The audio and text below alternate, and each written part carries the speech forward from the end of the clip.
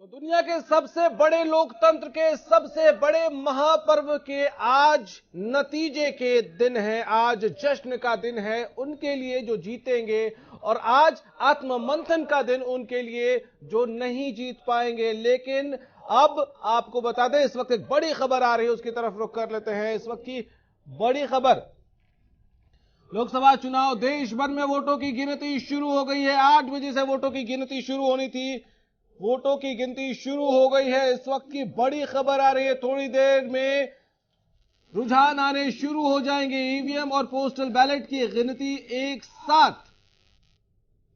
लोकसभा चुनाव, देश भर में वोटों की गिनती शुरू हो गई है और कई नेता जो आश्वस्त हैं, उनके कार्यकर्ता जिनके आश्वस्त हैं, उन्होंने लड्डुओं के ऑर्डर्स पहले दे दिए हैं, और जिनको संशय है वो अभी इंतजार कर रहे हैं कि कहीं लड्डुओं के ऑर्डर दिए तो लड्डू फूट न जाए। वैसे मन में भी कईयों के लड्डू बन चुके हैं, कईयों के लड्डू जो हैं वो परोस दिए जाएंगे और कईयों के लड्डू मन वाले भी फूट जाएंगे। तो आपको बता दें कि फिजा में लड्डुओं की खुशबू है, दिलों की धड़कनें तेज हैं और अब रुझान आने शुरू होने वाले हैं। थोड़ी ही देर में आपको बता दें कि काउंटिंग शुरू हो गई है। इस वक्त की बड़ी खबर,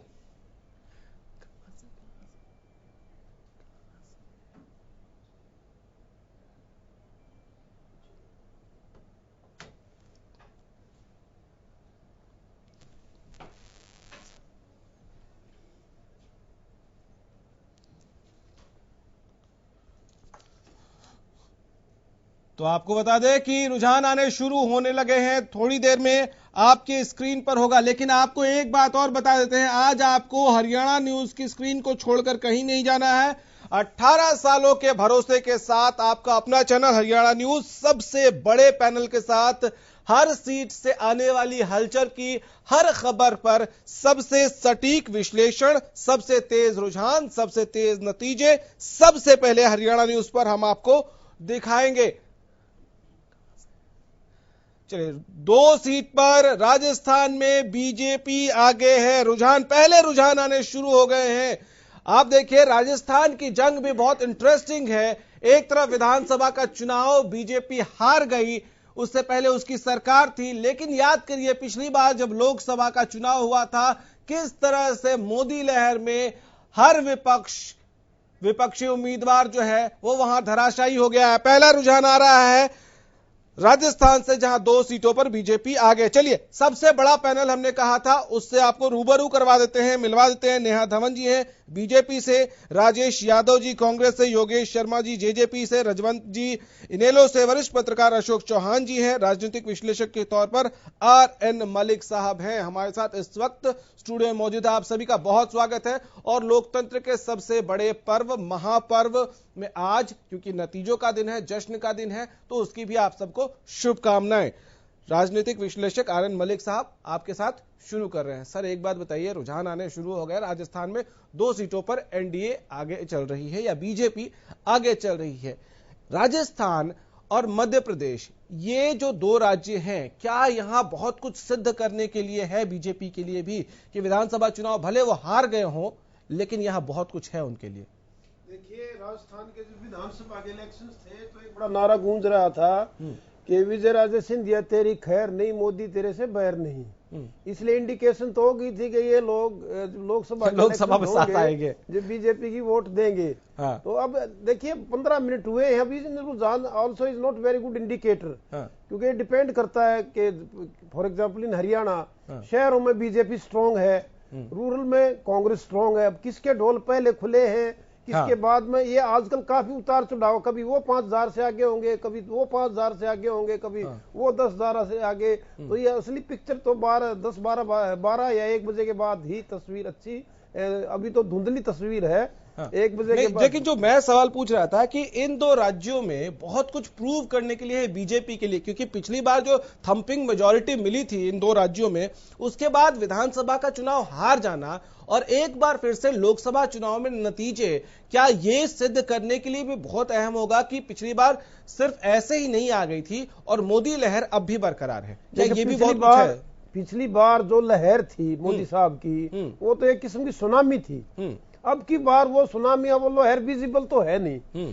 सब कुछ लोग कहते हैं साइलेंट है, अब की बार बिल्कुल साइलेंट है। अब ये वक्त बतलाएगा साइलेंट है नहीं है। ये 1 बजे के आसपास पता लगेगा, सही पिक्चर 1 बजे आएगी। ठीक है नेहा जी, एग्जिट पोल जो आए उससे तो आप लोग गदगद होंगे, लेकिन मुझे एक बात बताइए, लड्डुओं के ऑर्डर क्या आप लोगों ने दे दिए हैं?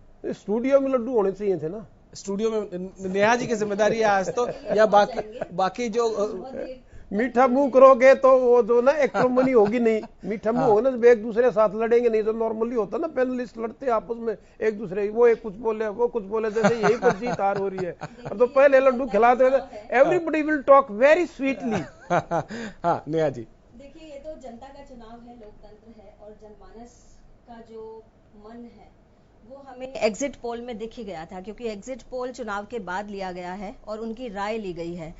आज जनता कैमरे के समक्ष आकर ये बात स्वीकार करने के लिए तैयार है कि हमने वोट किसको डाला है। अगर चुनाव से पहले का एग्जिट पोल देखें और चुनाव के बाद का देखें तो एग्जिट पोल में लोगों ने स्पष्ट रूप से ये कैमरे के समक्ष आकर ये बात कही है कि हमने वोट मोदी जी को दिया है और हम एक बार फिर से भारत का नेतृत्व जो है वो मोदी जी के हाथ देना चाहते हैं। लड्डुओं का अरेंजमेंट हो चुका है, आप तक भी लड्डू पहुंच जाएंगे, और ये बात तो जिस दिन चुनाव हुआ था उसी दिन से ही लड्डू का ऑर्डर जा चुका था। अच्छा ठीक है नेहा जी, एक बेसिक सवाल, क्योंकि अभी रुझान आने शुरू हुए हैं, ये बहुत शुरुआती रुझान है, ये रुझान तब्दील कहाँ होते हैं कैसे होते हैं वो अभी थोड़े देर के बाद पता चल जाएगा, लेकिन आप लोगों की पार्टी ने इस बार बहुत फोकस किया सिर्फ एक बात पर कि आपने मोदी जी के नाम पर वोट मांगे। अभी जो वो जिक्र कर रहे थे एक नारा का, वो नारा हरियाणा में भी कई जगहों पर गूंजा, खासतौर से फरीदाबाद में कृष्णपाल की, मोदी से बैर नहीं, कृष्णपाल की खैर नहीं, और ज्यादातर जगहों पर हमने देखा कि आपके जो उम्मीदवार हैं वो मोदी के नाम पर वोट मांग रहे थे। क्या ये एक अच्छा मैसेज है कि आप प्रधानमंत्री के नाम पर वोट मांग रहे हैं? क्योंकि हमारी लोकतांत्रिक व्यवस्था ये नहीं है कि आम आदमी सीधे प्रधानमंत्री के लिए वोट करता है। आपने बीच से सांसद को गायब ही कर दिया, क्या ये सही ट्रेंड है? नहीं, ऐसा नहीं है। देखिए हमारे जितने भी हरियाणा की अगर हम बात करें तो 10 की 10 लोकसभा सीट पर जो हमारे प्रत्याशी थे, आप किसी भी मायने में उनको किसी भी विपक्षी पार्टी के प्रत्याशियों से कम नहीं आंक सकते। दूसरी बात, जो किसी भी ऑर्गेनाइजेशन का, संगठन का या परिवार का जो मुखिया होता है, अगर वो बहुत लायक है और बहुत लायक काम कर रहा है, माननीय नरेंद्र मोदी जी ने भारत के लिए देखिए वो आपका समझना है, आप सब जनता बहुत समझदार है और आप सब भी बहुत माहिर और प्रबुद्ध लोग हैं, आप समझ सकते हैं। अगर परिवार का मुखिया हमारा इतना अच्छा काम कर रहा है तो हमारा फर्ज बनता है कि हम उनकी बात जनता तक पहुंचाएं, क्योंकि अगर सरकार ने जो कार्य किए हैं और वो माननीय नरेंद्र मोदी जी के नेतृत्व में हुए हैं और उनके नेतृत्व को ये सही ढंग से अगर हम जनता के समक्ष प्रस्तुत नहीं कर पाए तो फिर बाकी सब कार्यकर्ताओं का कोई। ये जो नेहा जी कह रही हैं, क्या ये इशारों में राहुल गांधी के बारे में बात कर रही हैं? देखो ये तो पार्टी वाले लोग हैं, हाँ। कुछ भी कर सकते हैं, अपोजिशन पे तंज कसना, अपोजिशन पे अपना वार करना, तो ये तो एक रणनीति इनका परम जनसिद्ध अधिकार है। ये तो है, होता है, हाँ। कोई ऐसी बड़ी बात नहीं। जैसे अभी नेहा जी बोल रही हैं कि मोदी जी के नाम पे वोट दिए और क्या नाम कैंडिडेट, नेहा जी मोदी जी तो हैं, मानते हैं, मोदी जी प्रतिनिधित्व कर रहे हैं, देश की कमान संभाले हुए हैं। जो जनप्रतिनिधि होता है जहाँ जिस क्षेत्र का, उसकी भी तो देखिएगा ना। लोगों ने जनप्रतिनिधि को नकार के महज मोदी जी के साथ या मोदी जी को ही वोट दिया है। उन्होंने जनप्रतिनिधि या जो उम्मीदवार था उसको वोट नहीं दिया, उससे तो वो खफा रहे, आज भी खफा है, जीत जाएंगे तो भी खफा रहेंगे। क्योंकि क्या है कि कितना काम उन्होंने किया, कितना विकास करा, ठीक है सर, डिटेल्स पे आएंगे जल्दी जरा। सबसे इस बात पे कमेंट लेना चाहूंगा मैं। शर्मा जी एक बात बताइए, क्या ये एक नया ट्रेंड शुरू हो गया है कि सीधे आप कह रहे हैं प्रधानमंत्री के नाम पे वोट करिए? क्या ये सही व्यवस्था है? क्योंकि हमारी लोकतांत्रिक व्यवस्था ऐसी नहीं है। ये ट्रेंड की जो बात है गौरव जी, इन्होंने इन सबको ये अच्छी तरह पता था। रोजाना आप भी वीडियो में दिखा रहे थे, सारे प्रेस में, अखबार में, चाहे फरीदाबाद हो, चाहे गुड़गांवा हो, चाहे भिवानी हो, जहाँ जहाँ भारतीय जनता पार्टी के कैंडिडेटों ने चुनाव लड़ा, सब से सारे हरियाणा में इनका विरोध हुआ। और विरोध जब इन्होंने ये दिखाई दिया कि लोग तुम्हारे खिलाफ जाएंगे। फिर इन्होंने मोदी जी के नाम पे ठीक है, बातें छोटा छोटा शुरू कर कमेंट दी। इस पे, क्योंकि आज इस पे बहुत चर्चा करने का वो बनता है। रजवंत जी, क्या आपके हिसाब से ये एक अलग सा पैटर्न ट्रेंड इन्होंने शुरू किया और ये ठीक है या ठीक नहीं है? देखिए गुरुजी, भारत एक लोकतंत्र देश है और उस देश में हर व्यक्ति को अपना चुनाव लड़ने का और वोट देने का अधिकार है। लेकिन ये एक बड़ा ही दुर्भाग्यपूर्ण समय आया है आज देश के लिए कि व्यक्ति अपनी काबिलियत पर वोट ना मांगकर किसी व्यक्ति विशेष पर वोट मांग रहा है। ये कहीं ना कहीं राजनीति के सतर को बड़ा नीचे गिरा रहा है। कोई भी व्यक्ति अपनी काबिलियत पे बताए कि मेरी काबिलियत ये है, मुझे इस चीज के लिए वोट दीजिए, वो अपनी काबिलियत को छुपाकर वो किसी एक व्यक्ति के लिए वोट मांग रहा है, तो इससे कहीं ना कहीं बड़े दुष्परिणाम सामने आएंगे। राजेश यादव जी, सर एक बात बताइए, गलत ट्रेंड सेट हो रहा है या ये ट्रेंड अगर सेट हो रहा है तो आप लोग काउंटर करने में नाकामयाब साबित हुए? आप एक ऐसा चेहरा सामने दे ही नहीं पाए जो ये कह सके ठीक है एक तरफ मोदी है तो हमारे पास ये चेहरा है, आप उसमें नाकामयाब हुए? नहीं गौरव जी, ये तो खैर आपके निजी विचार है कि कामयाब नाकामयाब, मैं आपको बता देता मैं नतीजों के लिहाज से नहीं कह रहा हूं। मैं वैसे बता रहा हूं हाँ। आपको, बिना नतीजे की बात चल रही है, अभी तो नतीजों का तो कुछ आया ही नहीं है। आप ये देखिए कि ये जो 2019 का जो लोकसभा का चुनाव है, ये बहुत मायने में अलग चुनाव है। आपने देखा कि किस तरीके से चुनाव आयोग एक भारतीय जनता पार्टी के कर्मचारी की भूमिका में काम कर रहा था। इलेक्टोरल जो बॉन्ड है उसका 95% चंदा सिर्फ अकेली भारतीय जनता पार्टी को चला गया। मीडिया चैनलों पे इतना प्रभाव था, जो राष्ट्रीय बड़े बड़े न्यूज चैनल है, 224 घंटे नरेंद्र मोदी जी को दिखाया उन्होंने और 24 घंटे मात्र हमारे राष्ट्रीय अध्यक्ष राहुल गांधी जी को दिखाया। हमारे राहुल गांधी जी ने हर जगह प्रेस कॉन्फ्रेंस की, इंटरव्यू दिए।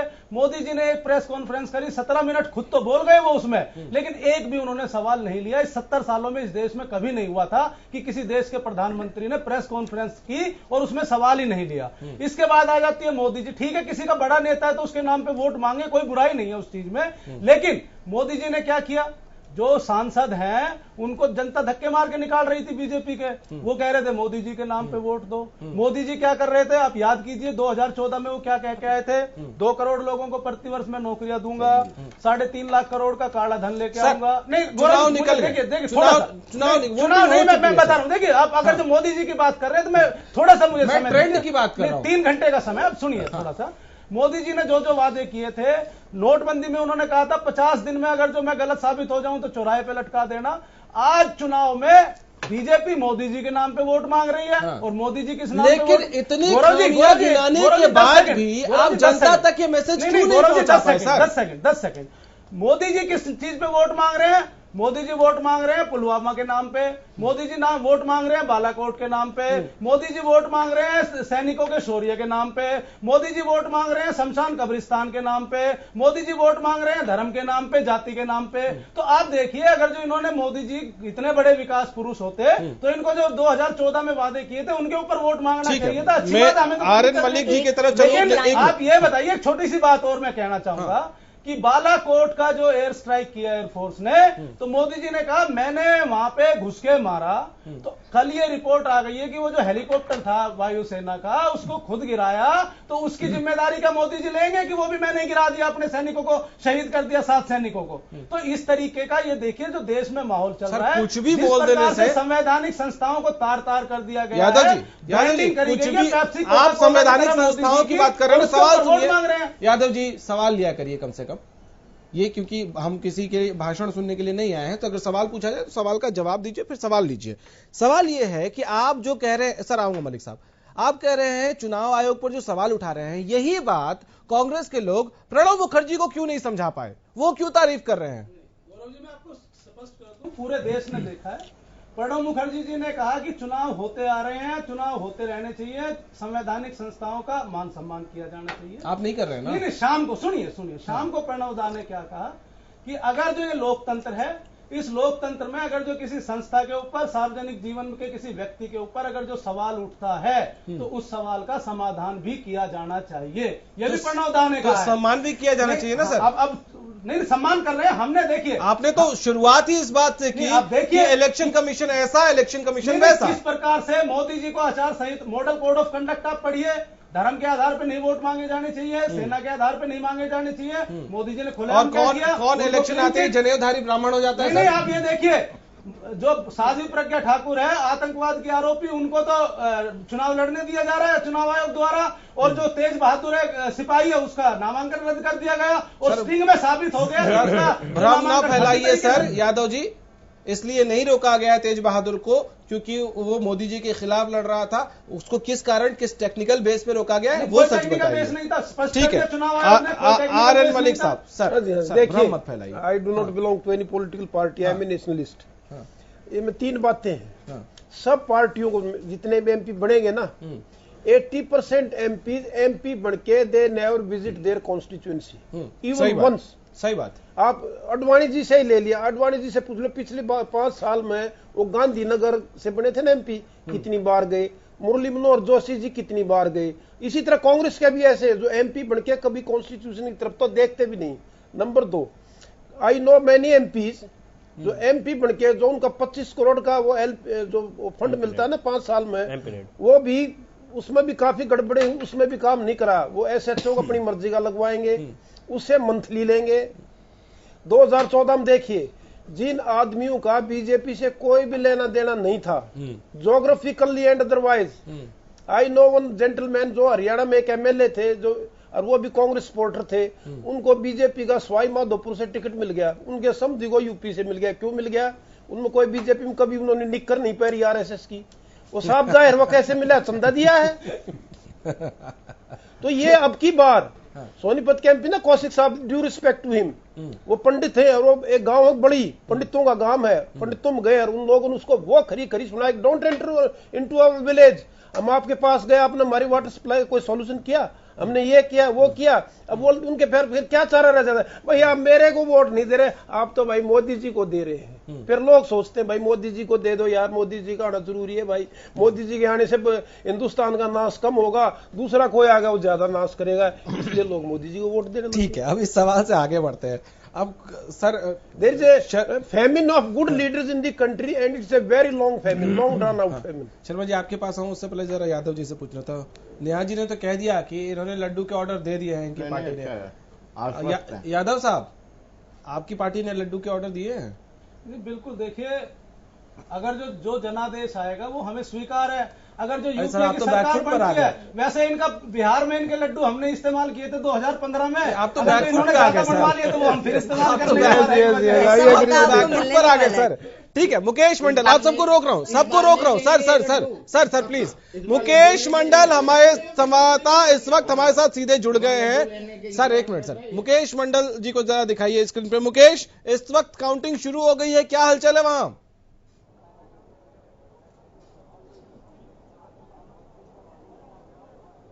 बिल्कुल गौरव, देखिए काउंटिंग शुरू हो चुकी है और गुरुग्राम लोकसभा क्षेत्र की बात करें तो यहाँ से जो कांग्रेस के प्रत्याशी हैं कैप्टन अजय यादव, वो अंदर मौजूद हैं, स्ट्रांग रूम में मौजूद हैं। उनके जो पुत्र हैं चिरंजीव राव, वो साथ में मौजूद है।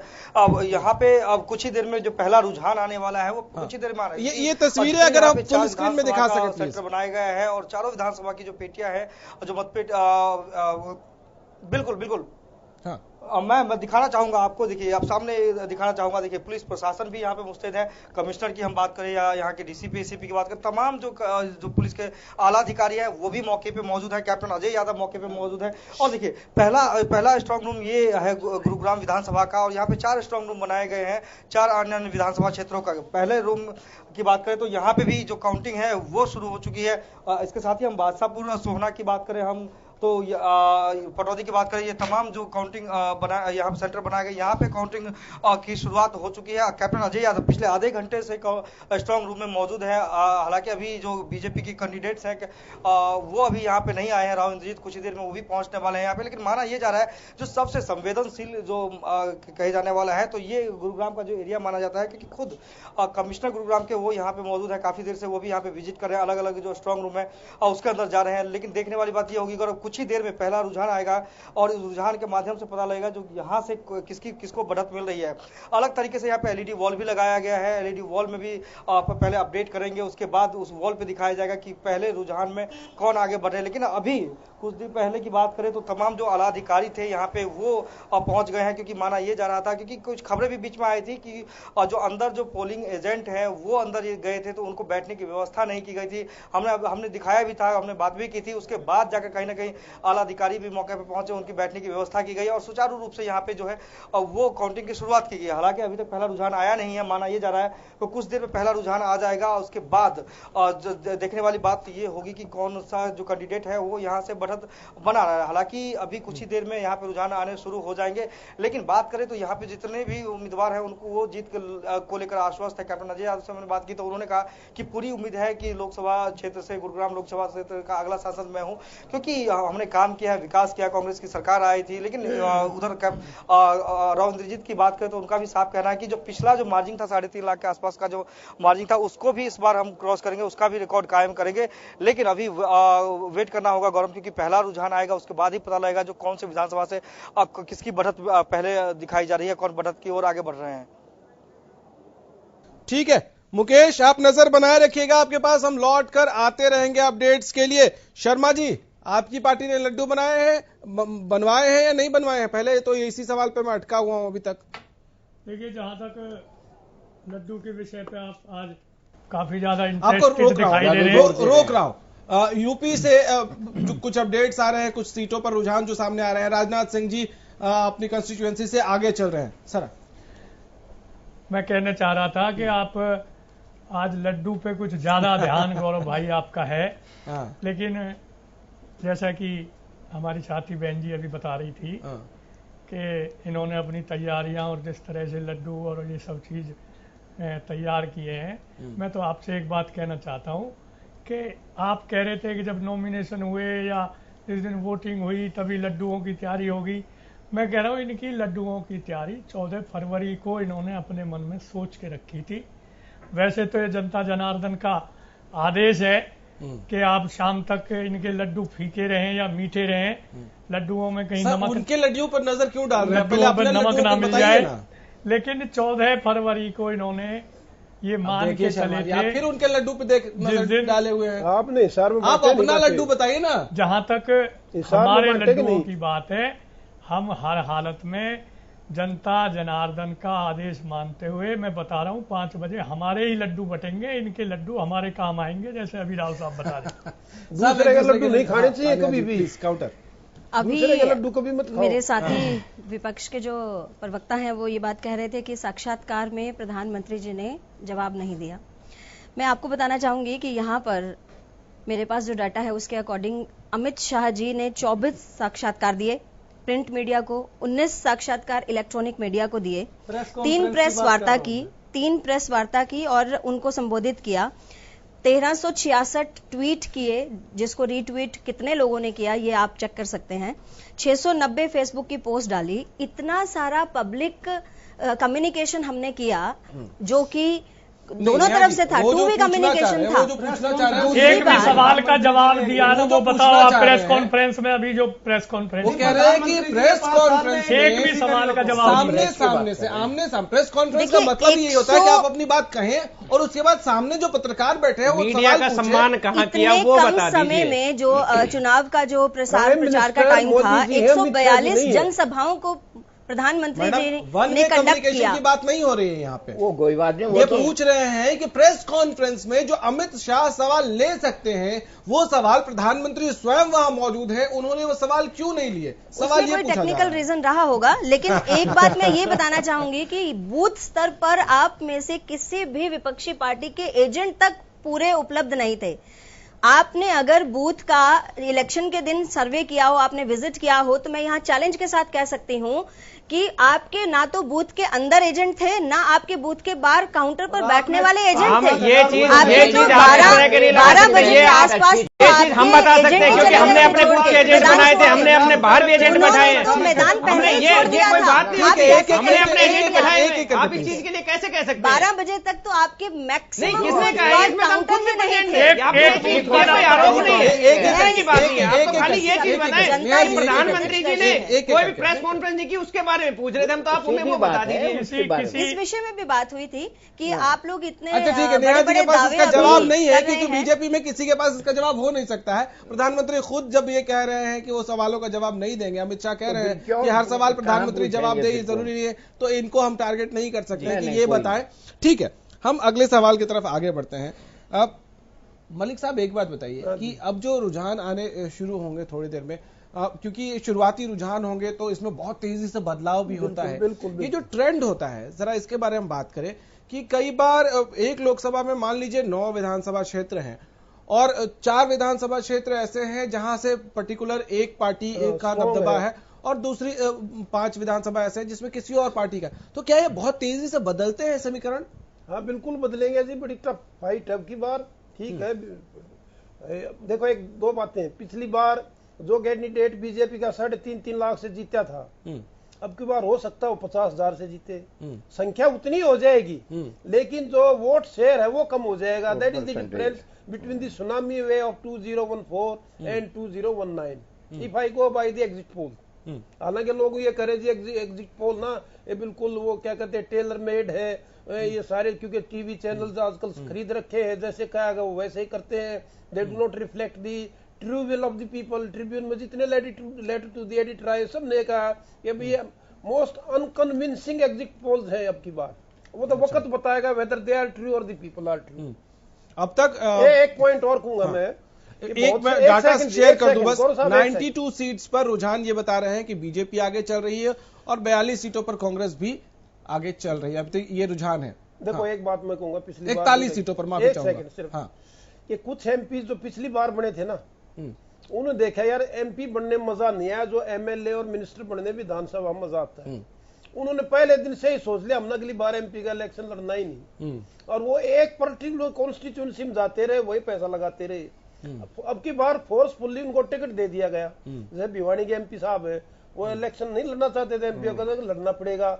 अब उनको जाके फिर बड़ी दिक्कतें आई, जहां भी गए फोर्सफुली दिया गया या वो जो माहौल बदला उसके बाद उन्होंने कहा कि नहीं एमपी भी बन सकते हैं। ना उनको फोर्सफुली दिया गया तो आपको लेना पड़ेगा, आपको टिकट लेना पड़ेगा। सबसे पहले कहते go and work in your council. अब वो नेचुरली जिस गांव में भी जाए, हाँ जी आप 5 साल बाद क्यों आए। सोनीपत के एमपी के साथ भी ऐसे हुआ, उन्होंने भी सोच लिया कि बार एमपी इलेक्शन नहीं लड़ना, उन्होंने टिकट दे दी गई। अब जिस भी गाँव में जाए, हाँ पहले तो जी आप ये बताया 5 साल में आज क्यों आए। ऐसे बहुत एमपीज को ये फेस करना पड़ा, पब्लिक आयर, ठीक है, लोगों का गुस्सा। ठीक है शर्मा जी, एक बात बताइए, एक बयान दुष्यंत का आया जिसमें उन्होंने कहा कि नतीजे जो आएंगे वो अच्छे ही आएंगे, और एक बात उन्होंने उसमें और ऐड की कि आपका जो गठबंधन है उसका जो वोट परसेंटेज आएगा वो ऐतिहासिक होगा। तो क्या ये सिर्फ अभी के चुनाव के लिहाज से वो बात कर रहे हैं या वो ये कहने की कोशिश कर रहे हैं ठीक है सीट्स हमारी भले आए ना आए, ज्यादा आए कम आए, लेकिन हम विधानसभा टारगेट कर रहे हैं? देखिए, जिस बयान के बारे में आप कह रहे हैं गौरव जी, दुष्यंत जी ने बड़े साफ शब्दों में ये कहा कि एग्जिट पोल जिस तरह से दिखा रहा है, एग्जिट पोल ने 2014 में भी कोई सीट नहीं दिखाई थी और किसी टीवी चैनल पे एक सीट दिखाई गई, वो सिरसा की दिखाई गई, लेकिन हम हिसार जीते। मैं उसी बात पे फिर दोबारा आपसे कह रहा हूँ कि हम हर हालत में आप 5 बजे ये देख पाएंगे, हम भी लड्डू खाएंगे और आप भी लड्डू खाएंगे। दूसरी बात, जो आपने वोट ऑफ परसेंटेज की बात करी है, वोट ऑफ परसेंटेज का जहां तक सवाल है, विधानसभा का चुनाव और लोकसभा का चुनाव अपने तरीके में बिल्कुल अलग होता है। अपने जब विधानसभा में लोग चुनाव लड़ने जाते हैं, विधानसभा में भी आ रहे थे जींद में, तो विधानसभा में अपनी बात आप रखेंगे। लोकसभा में जिस तरह से विरोध हुआ कि जो लोग नहीं जा पाए, मैं बड़े गर्व के साथ एक बात दोहरा रहा हूँ कि पूरे हरियाणा प्रदेश में हर सांसद का, भारतीय जनता पार्टी के हर कैंडिडेट का विरोध हुआ। इन्होंने वही बात है कि मोदी जी के नाम पे वोट मांगने शुरू कर दिए। एकमात्र सांसद दुष्यंत चौटाला ऐसे थे जिन्होंने अपने काम के नाम पे, अपने नाम पे वोट मांगी और जनता ने उन्हें समर्थन दिया। यादव साहब, ट्वीट करना पड़ा, प्रियंका गांधी को बोलना पड़ा, राहुल गांधी को बोलना पड़ा कि हताश नहीं होना है, निराश नहीं होना है। क्या एग्जिट पोल के बाद आप भी निराश हो गए थे? नहीं गौरव जी, देखिए हमारी लोकतांत्रिक पार्टी है और हम ना ज्यादा खुश होते हैं किसी बात पे और ना ज्यादा निराश होते हैं। जो जनता जनार्दन का फैसला हमने हमेशा स्वीकार किया है। आप देखिए उत्तर प्रदेश में हम बहुत सालों से विपक्ष में, हम कभी निराश नहीं हुए। बिहार में बहुत सारे राज्य हैं जहां हम लगातार 25-30 साल तक राज किया और हम 25-30 साल से आज विपक्ष में भी बैठे हैं। तो हताशा और निराशा इसलिए है। देखिए गौरव जी, एग्जिट पोल कोई भी किसी न्यूज चैनल का, किसी एजेंसी का अपना विवेक अधिकार है, वो चाहे एग्जिट पोल करे, ओपिनियन पोल करे या कोई भी डाटा दे जो उसको उचित लगता है, उसके ऊपर कोई सवाल नहीं है। लेकिन सर, मैं तो पूछ रहा हूँ हताश निराश हो गए थे हताश क्या? नहीं। ये एग्जिट पोल पार्टी के के नाम दो पे बड़े देखिए नेताओं गौरव, को भाई बहन को आके ये कहना पड़ गया कि हताश होने की जरूरत नहीं, निराश होने की देखिए, जरूरत नहीं है, जिस प्रकार अगले से- कुछ घंटे बहुत महत्वपूर्ण है, मुस्तैद रहिए। जिस प्रकार से सवाल उठ रहे हैं कि जिस प्रकार से ट्रकों की मूवमेंट ईवीएम की हुई है देश में, इससे पहले तो इस देश में ऐसा कभी किसी ने नहीं देखा होगा कि चुनाव के बाद चाहे वो किसी भी प्रकार की ईवीएम थी, उनका ट्रांसपोर्टेशन खुलेआम किया जा रहा है और भारी संख्या में किया जा रहा है। जिस प्रकार से आपको एक मैं छोटी सी बात बताऊंगा, जो वीवीपैट सिस्टम जो लगाया गया है उसके लिए 9,000 करोड़ रुपया केंद्र सरकार ने खर्च किया है ताकि कोई शंका ना रहे वीवीपैट सिस्टम के ऊपर। उसका चुनाव आयोग ने यह डिसाइड किया कि हर विधानसभा में 5 बूथों की वीवीपैट की पर्चियों की गिनती करी जाएगी, यानी कि मोटा मोटा हर विधानसभा में 5,000 और अगर जो लोकसभा माने तो 45,000 50,000 पर्चियों की गिनती करी जाएगी। अब विपक्षी पार्टियों की क्या मांग थी कि जो वीवीपैट की 5 मशीनों की पर्चियों का मिलान होना है वो काउंटिंग से पहले कर दिया जाए, यानी कि जो पार्षद के वोट पड़ते हैं उससे भी कम है उसकी गणना, तो जाहिर सी बात है आधा घंटा लगना है। कोई शंका नहीं, कोई संदेह नहीं, जब आप उनकी गिनती काउंटिंग के बाद करेंगे, उनकी गिनती काउंटिंग के पहले करने में भी कुछ नहीं हो जाता। दूसरा, जो एक चुनाव आयुक्त है अशोक लवासा जी, उन्होंने सरेआम अपनी असहमति जताई है, उनको उनकी असहमति को लिखित रूप में जो हुआ है वो नहीं दिया जा रहा। चुनाव आयोग क्या छुपा रहा है, कोई जरूरत नहीं होनी चाहिए छुपाने की। देखिए, चुनाव आयोग 3 सदस्यों की कमेटी है, सहमति और असहमति जो भी है, जो दर्ज हो चुकी है, उसको सार्वजनिक करने में मुझे तो लगता नहीं किसी को ऐतराज है। तो शंकाएं जो है वो पैदा हो रही है जिस प्रकार का आचरण चुनाव आयोग कर रहा है। जिस प्रकार से चुनाव आचार संहिता के उल्लंघन के मामले में मैं पहले भी बता चुका हूं कि भारतीय जनता पार्टी के नेताओं ने जिस प्रकार से खुलेआम धज्जियां उड़ाई, उनको क्लीन चिट देते रहे, विपक्षी पार्टियों को बाउंड कर दिया गया चुनाव आयोग द्वारा। तो चुनाव आयोग एक निष्पक्ष संस्था है गौरव जी। इस चुनाव आयोग ने इस देश में अपना इतना बड़ा इकबाल स्थापित किया था कि चुनाव आयोग के डर से, चुनाव आचार संहिता के उल्लंघन के डर से बड़े बड़े नेता कांपने लगे थे।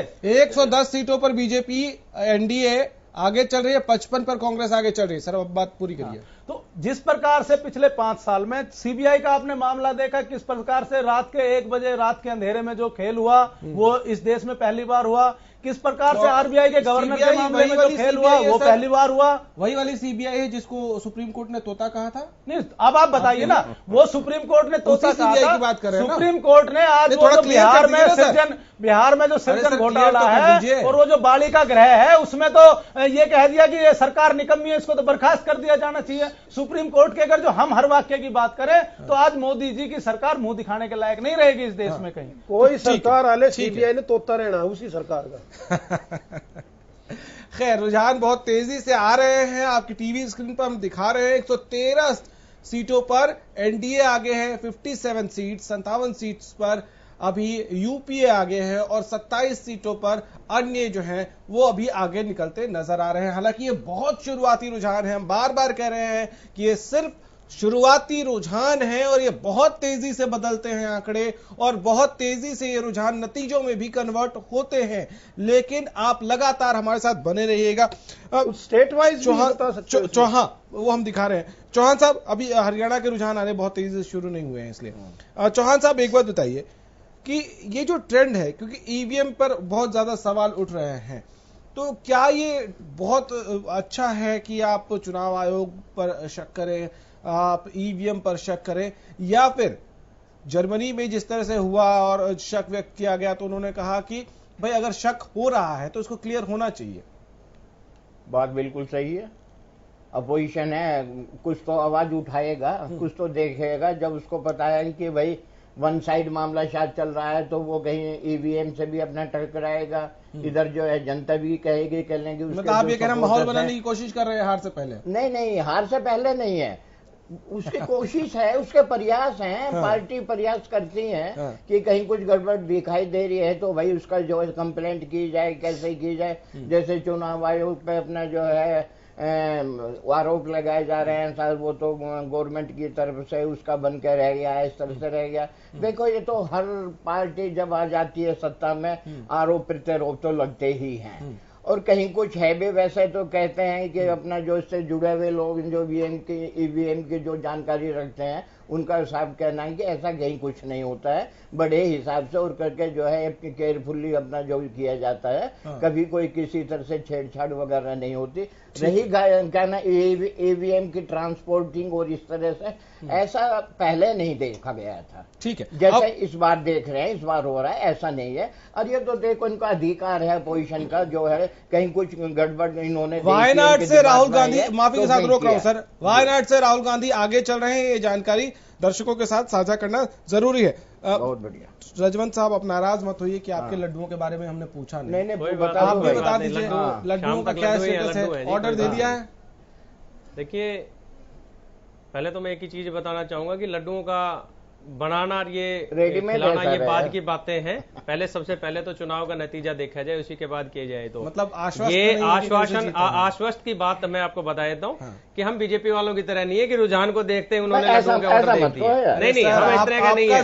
चुनाव को अगर चुनाव के नजरिए से देखा जाए, काउंटिंग शुरू हुई है। नहीं, चुनाव के नजरिए से अगर देखा जाए तो जब तक रिजल्ट आउट नहीं हो जाता, जब तक कोई भी आदमी अपने आप को हारा नहीं कह सकता, ना कोई जीता कह सकता। ये इनका कहीं ना कहीं ये संदेह के दायरे में इस वजह से भी आ रहे हैं कि इन्होंने चुनाव के रिजल्ट आने से पहले ही इन्होंने अपने लड्डुओं के ऑर्डर दे दिए। तो ये कहीं ना कहीं इनके विश्वसनीयता पर एक बड़ा संदेह लगा रहे हैं। यही मैं चुनाव आयोग की विश्वसनीयता पर सवाल उठाते हुए एक चीज जरूर कह रहा हूं कि इन्होंने कहीं ना कहीं संविधान के दायरे में न रह के और बीजेपी को कहीं ना कहीं सपोर्ट करने का काम किया है। जब इतने बड़े सर लड्डू की मैं बता रहा हूँ, आपको 5 बजे लड्डू यहीं पे खिलाएंगे, मैं आपको लड्डू यहीं पे खिलाऊंगा। गौरव जी कहीं बाहर नहीं जा रहा, मेरे को पूरे दिन यही अच्छी तैयारी करी है। आश्वस्त है। नहीं, आश्वस्त हम भी एक बड़ी खबर आ रही है, उसकी तरफ रुक करना पड़ेगा। सर एक मिनट प्लीज। सोनीपत से रमेश कौशिक 5500 वोटों से आगे चल रहा है। बहुत मामूली सी बढ़त इस वक्त के हिसाब से है। हरियाणा की 10 सीटों पर मतगणना जारी है। सोनीपत से रमेश कौशिक 5500 वोटों से आगे हैं। हालांकि ये बहुत शुरुआती रुझान है। हम बार बार दर्शकों को कह रहे हैं कि ये शुरुआती रुझान है और ये बहुत तेजी से बदलते हैं। आप ट्रेंड अगर देखेंगे तो ये बहुत तेजी से ये चेंज होते हैं, क्योंकि अलग अलग विधानसभा के हिसाब से ये मतगणना होती है और अलग अलग विधानसभा क्षेत्र में अलग अलग ट्रेंड होता है वोटिंग का, तो उसके हिसाब से। और अमेठी से सबसे जबरदस्त खबर अमेठी से आ रही है कि राहुल गांधी से आगे स्मृति ईरानी चल रही हैं। इस वक्त की बड़ी खबर, हालांकि ये शुरुआती रुझान है, लेकिन अमेठी में राहुल गांधी से आगे चल रही हैं स्मृति ईरानी। ये नाक और साख दोनों की सीट है कांग्रेस के लिए, इसलिए स्मृति ईरानी अगर इस वक्त आगे चल रही हैं तो बहुत बड़ी खबर है। मलिक साहब टुकड़े हुए थे ना, हिंदुस्तान और पाकिस्तान, ऐसा ही है। लोकदल के 2 टुकड़े हो गए, जेजेपी एक लोकदल, और इसीलिए ही आमने सामने बैठे। तो आप बीच में कांग्रेस की तरफ से बैठे, आप बीच में कांग्रेस की तरफ से बैठे क्या? तो इस तरह की बातें चलती रहती है, ये कोई बात नहीं है। परिवार है अभी, परिवार अभी भी है। परिवार किसने का है? परिवार को क्या पार्टी से जोड़ के देखते हैं? आप खून को खून से अलग करने की बात अभय चौटाला के बयान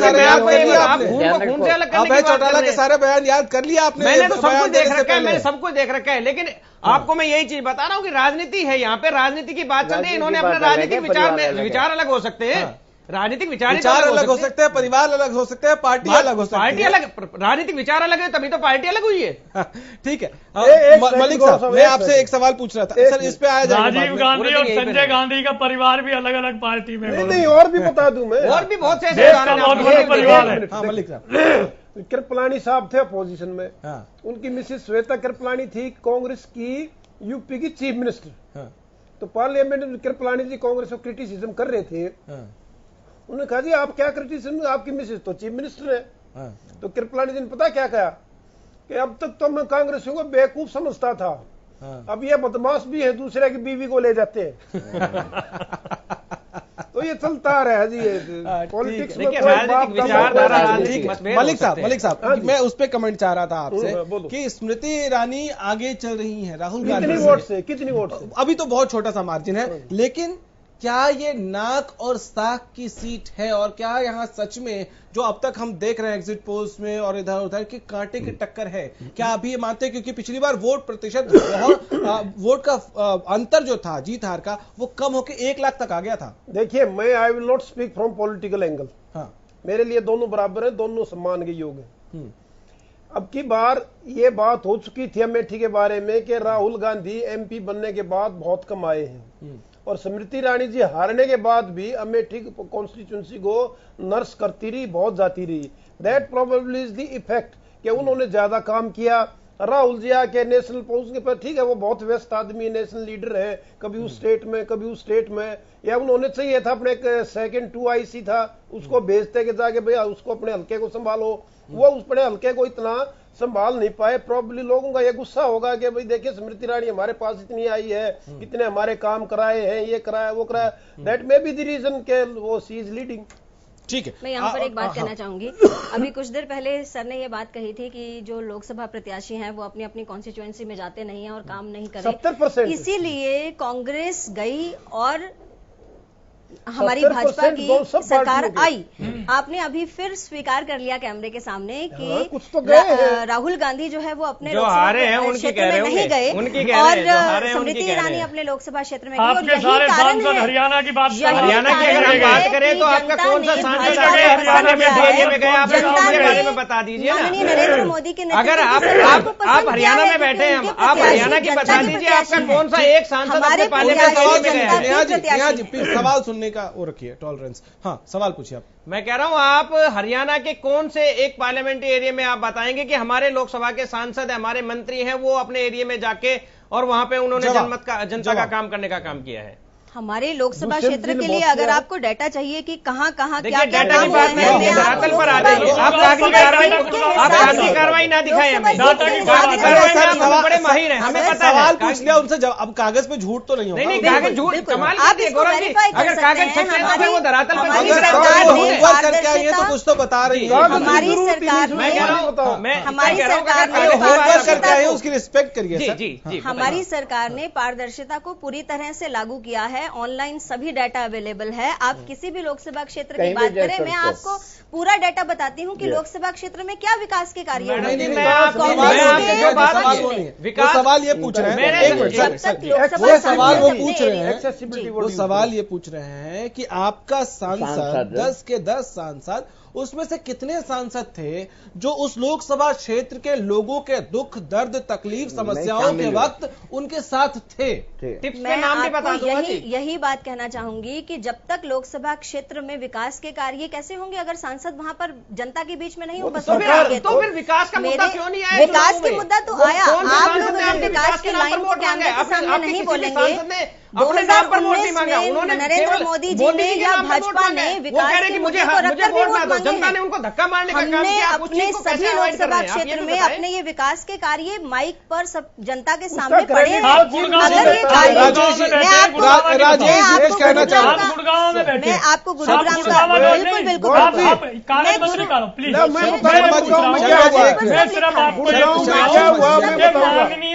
शर्मा जी 15 साल तक अब तक सांसद रहे, कौन से गांव में एक गांव एक मोहल्ला एक वार्ड देख ले राजेश जी, हम पीछे कर सकते हैं, मैं आपके पास आऊंगा। 15 मिनट कौन से गांव में राविंदर जी देख लिया राजेश जी।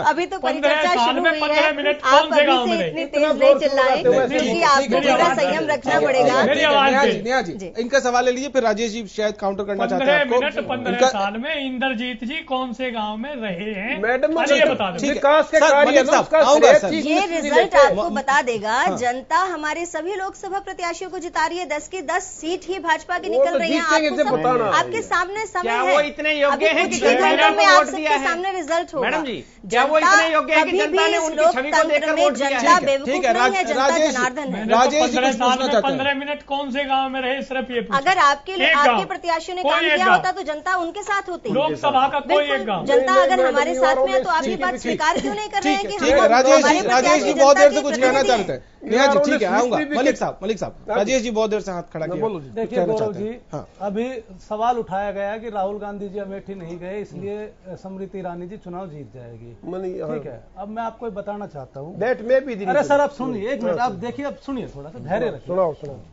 ये दोनों ही ना सुन रहे आज। पिछले 5 साल में, अब छोड़िए कि कहें क्या हुआ, क्योंकि हम हरियाणा पे बात कर लेते हैं। क्या काम किया, कितनी बड़ी लिस्ट है, ठीक है। आप ये बताइए कि पिछले 5 साल में 7 तो राज्य लोकसभा के सांसद है भारतीय जनता पार्टी के और 1 राज्यसभा। सर माफी के साथ रोक रहा हूं, एक बड़ी खबर आ रही है, उसकी तरफ रुख करना पड़ेगा।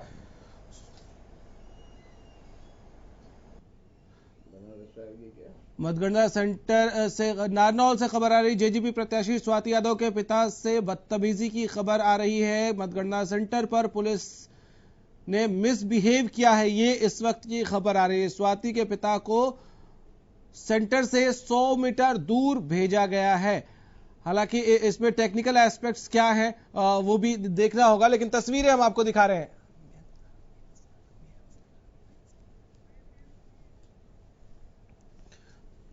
तो तस्वीरें हम आपको दिखा रहे हैं। अब देखिए, ये आरोप लग रहे हैं कि स्वाति यादव जो भिवानी महेंद्रगढ़ से जेजेपी की उम्मीदवार हैं, उनके पिता के साथ बदतमीजी की गई है, मिसबिहेव किया गया है और उनको पुलिस ने वहां से दूर जाने के लिए कहा है। ये तस्वीरें भी हम दिखा रहे हैं आपको। हालांकि इसमें टेक्निकल एस्पेक्ट्स क्या है, बार बार मैं कह रहा हूं, वो भी देखना जरूरी होगा। लेकिन इस वक्त आपको बता दें, बड़ी खबर, स्वाति यादव के पिता के साथ मिसबिहेव किया गया है, उनके साथ अच्छा बर्ताव नहीं किया गया, उनके साथ दुर्व्यवहार किया गया है, ये आरोप लग रहे हैं। चलिए, तो 165 सीटों पर बीजेपी एनडीए आगे चल रही है, कांग्रेस 86 सीटों पर लीड कर रही है। हालांकि ये शुरुआती रुझान है, लेकिन आप हरियाणा न्यूज के साथ बने रहिए, आपको कहीं जाने की जरूरत नहीं है। 18 सालों से आपके भरोसे पर खरा उतरने वाला चैनल लगातार हरियाणा की 10 सीटों के हर हलचल, देश की हर सीट की हर हलचल आप तक सबसे पहले, सबसे सटीक और सबसे बड़े पैनल, सबसे बड़ी टीम के साथ पहुंचा रहा है। कहीं मत जाइएगा, रिमोट को हाथ नहीं लगाना है, हम जल्द लौट रहे हैं।